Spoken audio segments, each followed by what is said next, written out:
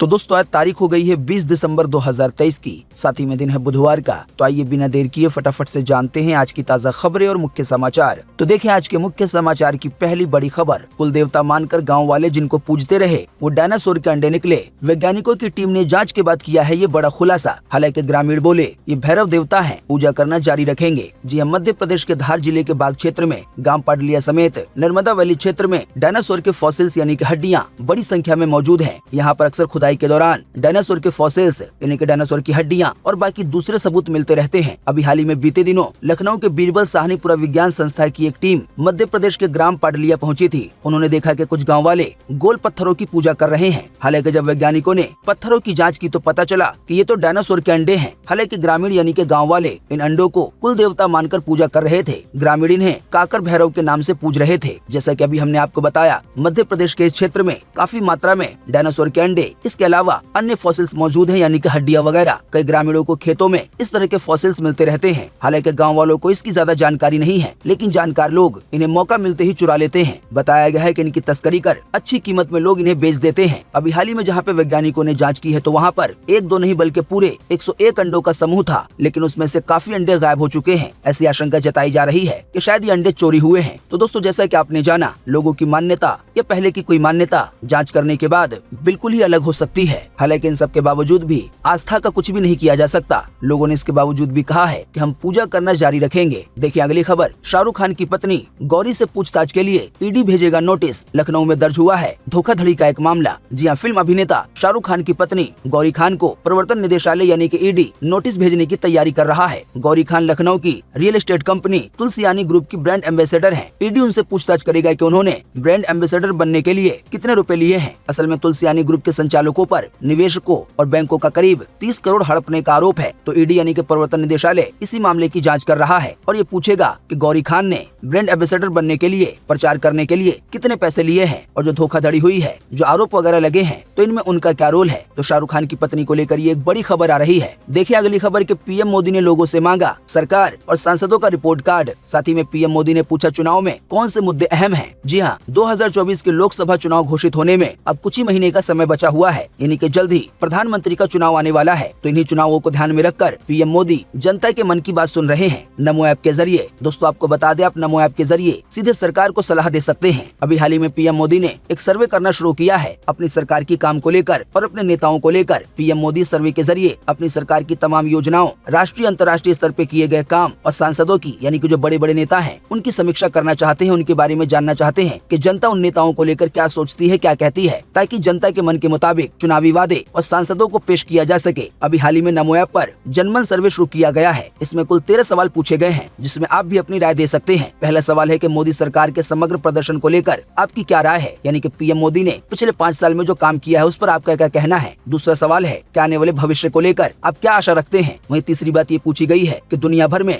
भारत के बढ़ते कद पर जनता की क्या राय है, यानी कि दुनिया भर में कई मामलों को लेकर भारत की जो इज्जत बढ़ी है, कद बढ़ा है, मान सम्मान बढ़ा है, तो आप इसके बारे में क्या सोचते हैं। वहीं चौथे सवाल में पूछा गया है कि बुनियादी ढांचे, स्वास्थ्य सेवा, रोजगार, किसान समृद्धि, भ्रष्टाचार मुक्त शासन, राष्ट्रीय सुरक्षा, अर्थव्यवस्था, महिला सशक्तिकरण, डिजिटल इंडिया, स्वच्छ भारत, इन सभी मामलों पर भी सवाल पूछा गया है। क्या इन चीजों को लेकर आप मोदी सरकार से खुश है या नहीं है, और खुश नहीं है तो क्यों नहीं है। वहीं जनमन सर्वे में ये भी पूछा गया है 5वें सवाल के तौर पर कि केंद्र सरकार ने जो योजनाएं चलाई हैं, जैसे आयुष्मान भारत योजना, आयकर स्लैब, वंदे भारत, मेट्रो, नमो भारत, जन औषधि केंद्र, पीएम जनधन योजना, उज्ज्वला योजना, बेटी बचाओ बेटी पढ़ाओ, तो पूछा गया है इनमें से कौन कौन सी योजनाओं का आपको लाभ मिला है। वहीं एक सवाल ये भी पूछा गया है कि अपने क्षेत्र के, अपने इलाके के 3 लोकप्रिय नेता बताएं जो कि पसंद है लोगों को, अच्छे से काम करते हैं। वहीं 10वें सवाल के तौर पे ये पूछा गया है कि आपके निर्वाचन क्षेत्र में, यानी कि आपका जो चुनावी एरिया है, तो वहाँ पर सड़क की, बिजली की, पीने के पानी की, स्वास्थ्य की, शिक्षा की और राशन को लेकर क्या व्यवस्था है, क्या कोई परेशानी है। आप ये सभी राय नमो ऐप के जरिए सीधे पीएम मोदी तक पहुँचा सकते हैं, या कह लें केंद्र सरकार तक पहुँचा सकते हैं। नमो ऐप डाउनलोड करने के लिए आपको सीधे प्ले स्टोर पे जाना है और नमो लिखना है। आपको वहाँ पर यह ऐप आसानी से मिल जाएगा।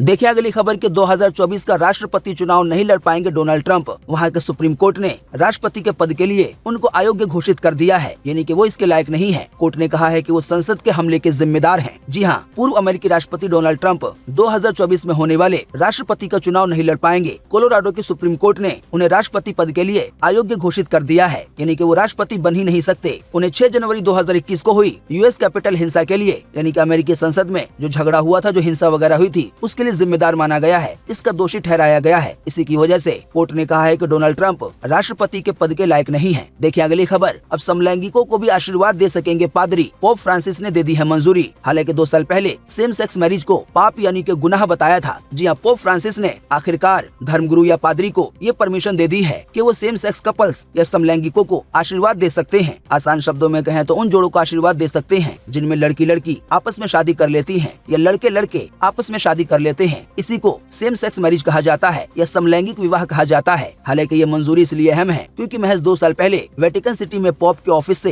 ये बयान जारी किया गया था कि समलैंगिक विवाह करना, सेम सेक्स मैरिज करना पाप है, गुनाह है। हालांकि 2 साल बाद ही ये ऐलान कर दिया गया है कि पादरी वगैरह ऐसी शादियों में भी आशीर्वाद दे सकते हैं। आसान शब्दों में कहें तो कई धर्मों में कई धार्मिक मामले कभी भी बदल सकते हैं, इनका कोई भरोसा नहीं होता। कई धर्मों में जो बड़े बड़े गुरु हैं, जो बड़े बड़े स्कॉलर हैं, सब कुछ उन्हीं की सोच पे डिपेंड होता है। इसकी एक जीती जागती मिसाल है जो कि अभी हमने आपको बताया। देखिए अगली खबर के कोरोना के नए रूप से इम्यूनिटी हो सकती है फेल। अगर ये 8 लक्षण दिखाई दें तो तुरंत जांच कराएं। आइए बताएं कोरोना के नए वेरिएंट को लेकर अधिक जानकारी और कुछ सावधानियां सीधे एक्सपर्ट के मुताबिक जो कि भास्कर द्वारा बताए गए हैं। पहला सवाल तो यही हो सकता है कि कोरोना का नया वेरिएंट क्या है। तो आपको बता दें, कोरोना वायरस अपने रूप को बदलता रहता है और इसके कई रूप ऐसे होते हैं जो कि पहले के मुकाबले काफी खतरनाक होते हैं। कई रूप ऐसे भी देखे गए हैं, यानी कि कई वेरिएंट ऐसे भी देखे गए हैं जो कि वैक्सीन को भी मात दे देते हैं। वैक्सीन भी उनका कुछ बिगाड़ नहीं पाती है। अभी हाल ही में कुछ समय पहले कोरोना के एक और वेरिएंट JN.1 ने दुनिया भर में फैलना शुरू किया। इसके कई मामले अपने देश में भी आ चुके हैं, तो इससे सावधान रहने की जरूरत है क्योंकि केंद्र सरकार ने भी इस वेरिएंट को लेकर अलर्ट जारी किया है। अपने देश के कई इलाकों में सख्तियां भी बढ़ा दी गई हैं। अगर आपने हमारे बीते रोज का मुख्य समाचार देखा होगा तो शायद आपको पता होगा। अब दूसरा सवाल आ सकता है कि अगर ये कोरोना का नया वेरिएंट है तो क्या इसके लक्षण कुछ अलग हैं? लेकिन एक्सपर्ट के मुताबिक, डॉक्टर के मुताबिक, इस वाले वेरिएंट में भी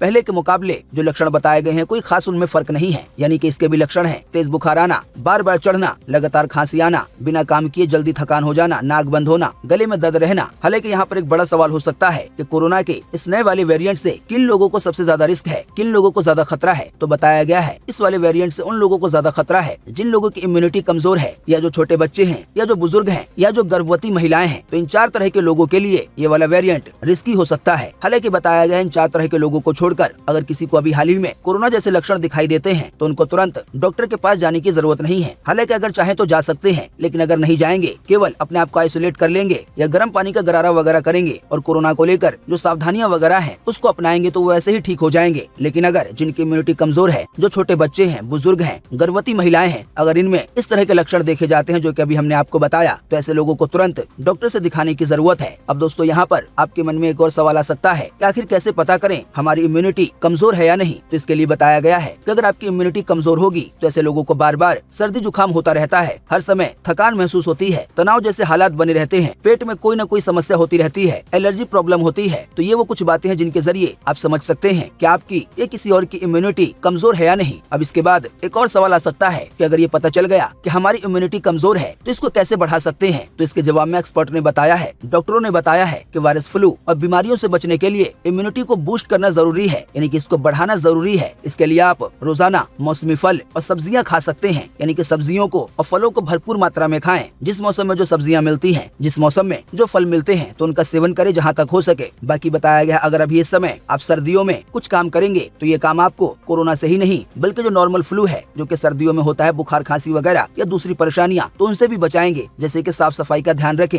अगर कोई दूसरे देश से आता है तो उसको 2 दिन तक आइसोलेशन में रखें, यानी कि उसके पास कोई और ना जाए। वहीं आप खुद भी बाहर से आने के बाद 20 सेकंड तक अच्छे से हाथ धोएं। जिन लोगों को जुकाम खांसी वगैरह है तो उनसे 2 मीटर की दूरी बना के रखें। आंख या मुंह या नाक को बार बार हाथ न लगाएं। साबुन या सैनिटाइजर से हाथों को अच्छी तरह साफ करते रहें, सबसे अच्छा साबुन ही है। वहीं फोन या दूसरी चीजें जिनका आप ज्यादा इस्तेमाल करते हैं तो उनको भी सैनिटाइज करते रहें। हालांकि दोस्तों इन सब के बीच कोरोना के नए वेरिएंट को लेकर WHO की ओर से एक बड़ी खबर आ रही है जो कि लोगों के लिए राहत की बात हो सकती है। जैसा कि आप देख सकते हैं अपनी स्क्रीन पर कि कोरोना का नया वाला वेरिएंट ज्यादा खतरनाक नहीं है। ये बयान सीधे WHO द्वारा जारी किया गया है। जी हाँ, कोरोना वायरस के नए सब वेरिएंट JN.1 ने एक बार फिर से दुनिया के कई लोगों को सकते में डाल दिया है। अपने देश के भी सभी राज्यों को इस वेरिएंट को लेकर अलर्ट मोड पर रहने के लिए कहा गया है। साथ ही कोरोना के मामलों को गंभीरता से लेने के लिए कहा गया है। केंद्र सरकार ने भी इसमें गंभीरता दिखाते हुए आज 20 दिसंबर को सभी राज्यों के स्वास्थ्य मंत्रियों के साथ बैठक करने का ऐलान किया है। जी हाँ, कोरोना के नए वेरिएंट को लेकर आज बैठक होने वाली है। वहीं अपने देश के अलग अलग राज्यों में भी सरकारें एडवाइजरी जारी कर रही हैं, लोगों को सलाह दे रही हैं या कुछ नियम लागू कर रही हैं ताकि लोग कोरोना से बचें। हालांकि इन सब के बीच WHO ने यानी कि विश्व स्वास्थ्य संगठन ने ये कहा है कि कोरोना का नया सब वेरिएंट ज्यादा खतरनाक नहीं है। दोस्तों, आपको बता दें ये वाला वेरिएंट अभी हाल ही में दुनिया के कई देशों में फैला है। बाकी कोरोना के नए मामलों की बात की जाए तो बीते मंगलवार को कोरोना वायरस के अपने देश में कुल 142 मामले सामने आए हैं। हालांकि इन 142 में से 115 मामले अकेले केरल से आए हैं। इसी की वजह से केरल में बुजुर्गों के लिए मास्क पहनने को अनिवार्य कर दिया गया है। इसके अलावा भी कुछ सख्तियां बढ़ाई गई हैं ताकि लोगों को कोरोना से बचाया जा सके। बाकी अगर आने वाले दिनों में कोरोना के ये मामले जहां जहां बढ़ेंगे तो वहां सख्तियां बढ़ सकती हैं पहले की तरह। देखिए अगली खबर कि अफगानिस्तान में तालिबान के राज में औरतों के लिए सब कुछ खत्म हो गया है। डॉक्टरी पढ़ चुकी लड़कियां गुजारा करने के लिए कपड़े सिलने पे मजबूर हैं। काबुल से ये आंखों देखा हाल भास्कर की रिपोर्टर द्वारा बताया गया है। यानी कि ये ग्राउंड रिपोर्ट है जो कि बिल्कुल आंखों देखी है। भास्कर की रिपोर्टर पूनम कौशल ने बताया है 2 लड़कियों से वो मिली। 17 साल की आलिया ने काला बुर्का पहना हुआ था। जब रिपोर्टर ने आलिया से पूछा कि आप क्या करती हैं, तो इस पे आलिया ने जवाब दिया कि वो 2 साल पहले 12वीं में पढ़ती थी और अभी छुपकर पढ़ाई करती हैं। आलिया ने कहा कि मुझे इम्तिहान यानी कि पेपर देने नहीं दिया गया। फिलहाल आलिया मदरसे में दीनी तालीम हासिल कर रही है यानी कि इस्लामिक तालीम, लेकिन वो उससे खुश नहीं है। उन्हें मदरसे जाना पसंद नहीं है। वहीं रिपोर्टर पूनम कौशल द्वारा ये भी बताया गया है कि अफगानिस्तान में औरतों के लिए लगभग सब कुछ खत्म हो चुका है। कई औरतें ऐसी हैं जिन्होंने बड़ी बड़ी पढ़ाई की है जैसे कि डॉक्टरी वगैरह। हालांकि अभी वो अपना घर चलाने के लिए, गुजारा करने के लिए कपड़े सिल रही हैं, यानी कि उनको घर में रहने तक के लिए मजबूर कर दिया गया है। देखिए अगली खबर, दक्षिणी तमिलनाडु में एक दिन में साल भर के बराबर बारिश हुई। 670 से 932 मिलीमीटर पानी गिरा। मुख्यमंत्री बोले कि इस बारिश ने 152 साल का रिकॉर्ड तोड़ दिया है। जी हाँ, दक्षिणी तमिलनाडु में पिछले 2 दिनों की बारिश से बाढ़ आ गई है। थूथुकुडी जिले के कलायपट्टिनम में 17 से 18 दिसंबर के बीच 932 मिलीमीटर बारिश हुई। बताया गया है इतनी ज्यादा बारिश है कि पूरे साल तक होती रहती है, लेकिन इतनी ज्यादा बारिश, इतना सारा पानी जो कि साल भर में गिरता है वो एक ही दिन में गिर गया, एक ही दिन में बरस पड़ा। इसी की वजह से कई इलाकों में बाढ़ आ गई है। हालांकि हमारे देश के जवान NDRF और SDRF की टीमें वगैरह लोगों को बचाने में लगी हुई हैं। हेलीकॉप्टर से और जो दूसरी चीजें हो सकती हैं उनसे कई लोगों को खाने भी पहुंचाए जा रहे हैं, क्योंकि कहीं कहीं पर व्यवस्थाएं, आम जनजीवन बिल्कुल ही बंद हो गया है। देखिए अगली खबर, आमिर खान की बेटी आयरा की वेडिंग जल्दी होगी। डेट हो गई है कंफर्म। आने वाले 13 जनवरी को आयरा अपने बॉयफ्रेंड नुपुर से शादी करेंगी। देखिए अगली खबर के जैकलिन फर्नांडिस ने खटखटाया दिल्ली हाई कोर्ट का दरवाजा। 200 करोड़ के मनी लॉन्ड्रिंग मामले में दर्ज क्रिमिनल केस और चार्जशीट को रद्द करने की मांग की है। जी हाँ, बॉलीवुड एक्ट्रेस जैकलिन फर्नांडिस ने दिल्ली हाई कोर्ट का दरवाजा खटखटाया है। एक्ट्रेस ने ठग सुकेश चंद्रशेखर से जुड़े 200 करोड़ के मनी लॉन्ड्रिंग मामले में ईडी द्वारा दायर किए गए क्रिमिनल केस और चार्जशीट को, यानी कि जैकलिन का ये कहना है कि उनके ऊपर से इन सभी आरोपों को हटाया जाए। जो क्रिमिनल केस हुआ है उसको हटाया जाए। असल में जैकलिन को 200 करोड़ के मनी लॉन्ड्रिंग मामले में, 200 करोड़ के धोखाधड़ी के मामले में सह आरोपी बताया गया था, यानी कि मिली भगत बताई गई थी। देखिए अगली खबर, 9 साल की बच्ची से दुष्कर्म और बाद में जान भी ले ली। 52 साल के एक व्यक्ति को इस मामले में गिरफ्तार किया गया है। जी हाँ, देश की राजधानी दिल्ली के स्वरूप नगर में एक लड़की के अपहरण, दुष्कर्म और जान लेने के आरोप में एक 52 साल के व्यक्ति को गिरफ्तार किया गया है। बताया गया इस 52 साल के व्यक्ति ने पहले तो 9 साल की बच्ची का अपहरण किया, किडनैप किया, बाद में उसके साथ दुष्कर्म की वारदात को, बलात्कार की वारदात को अंजाम दिया और बाद में उसकी जान ले ली और शव को नहर में फेंक दिया। नहर में फेंकने की बात आरोपी ने खुद कबूल कर ली है। दोस्तों, ऐसी खबरें जानने के बाद आप ये ध्यान रखें कि चाहे कोई व्यक्ति कितना भी बड़ा हो, चाहे लड़की कितनी भी छोटी हो, कैसे भी हालात में, किसी भी हालात में किसी पर भी भरोसा ना करें। देखिए अगली खबर के बिहार के बेगूसराय में दरोगा की जान ली गई। शराब तस्कर को रोकने की कोशिश की तो कार से कुचलकर मार डाला। जी हाँ, बिहार के बेगूसराय में एक दरोगा यानी कि पुलिस वाले की शराब तस्करों ने जान ले ली है। शराब का धंधा करने वालों ने भागने के दौरान कार से दरोगा खामस चौधरी को कुचल दिया। इसमें उनकी जान चली गई है, जबकि एक होमगार्ड यानी कि एक और पुलिस वाला गंभीर रूप से घायल है। घटना के बाद पुलिस महकमे में हड़कंप मचा हुआ है। देखिए अगली खबर, IPL ऑक्शन में 230 करोड़ 45 लाख में बिके 72 खिलाड़ी।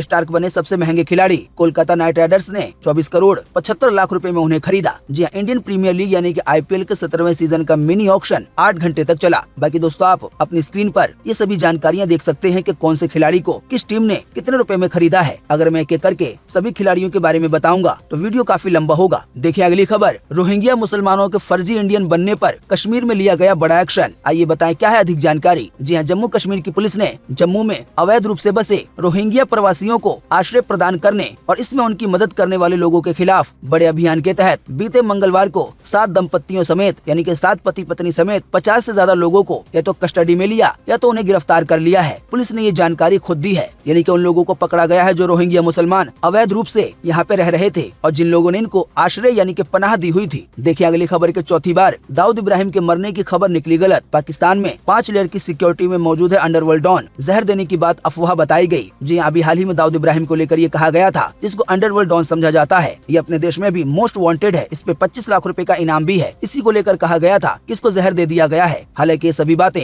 अफवाह बताई गई हैं। यहाँ तक कहा गया था कि जहर देने की वजह से दाऊद इब्राहिम की जान भी चली गई है, तो ये भी बात गलत निकली है। वहीं बताया गया है ये चौथी बार है जब उसके मरने की खबर गलत निकली है। देखिए अगली खबर के मोदी सरकार के फैसले से एलन मस्क हुए खुश, जियो को हो सकता है नुकसान। जी हाँ, मोदी सरकार नया टेलीकम्युनिकेशन बिल लेकर आई है। 138 साल पुराने बिल को ये नया बिल रिप्लेस कर देगा। अगर ये पास हो जाता है तो इसके कई फायदे मिल सकते हैं, लेकिन इसमें सैटेलाइट इंटरनेट सेवा मुहैया कराने वाली कंपनियों को सीधा फायदा हो सकता है, क्योंकि इसमें इंटरनेट सेवाएं प्रदान देने वाली कंपनियों को स्पेक्ट्रम की नीलामी नहीं बल्कि लाइसेंस देने का प्रावधान किया गया है। अब ज्यादा कंफ्यूज होने की जरूरत नहीं है। कुल मिलाकर आसान शब्दों में कहें तो सरकार टेलीकम्युनिकेशन को लेकर एक बिल लेकर आई है। इसकी थोड़ी जानकारी हमने आपको बीते रोज के मुख्य समाचार में भी दी थी। वहीं बताया गया है इस बिल के आ जाने के बाद कई तरह के बदलाव होंगे। तो एक बदलाव ये है कि जो कंपनियां सैटेलाइट के जरिए इंटरनेट की सेवाएं देंगी तो सरकार के नए कानून से उन कंपनियों को फायदा हो सकता है। शायद आपको पता होगा कि दुनिया के सबसे अमीर व्यक्ति एलन मस्क अपने देश में सैटेलाइट द्वारा इंटरनेट की सेवाएं मुहैया करवाना चाहते हैं। सैटेलाइट पे आधारित इंटरनेट की सेवा होगी, ये बिना टावर के भी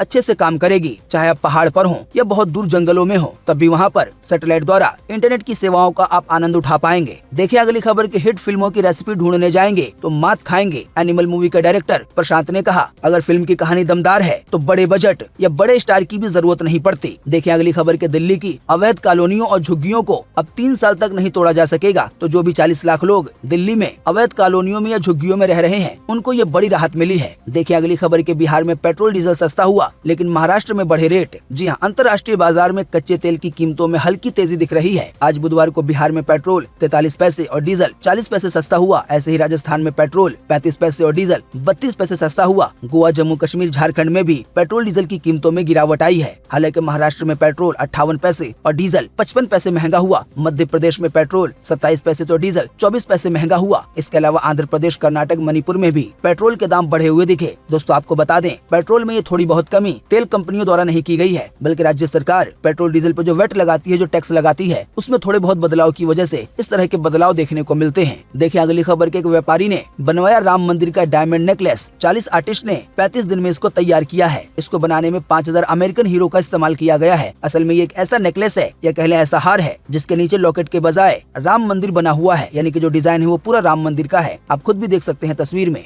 तो दोस्तों उम्मीद करते हैं कि आज की इस वीडियो से आपको काफी कुछ जानकारी मिली होगी।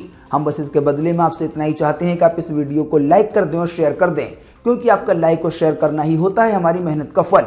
वीडियो देखने के लिए आपका बहुत बहुत धन्यवाद। Thanks for watching.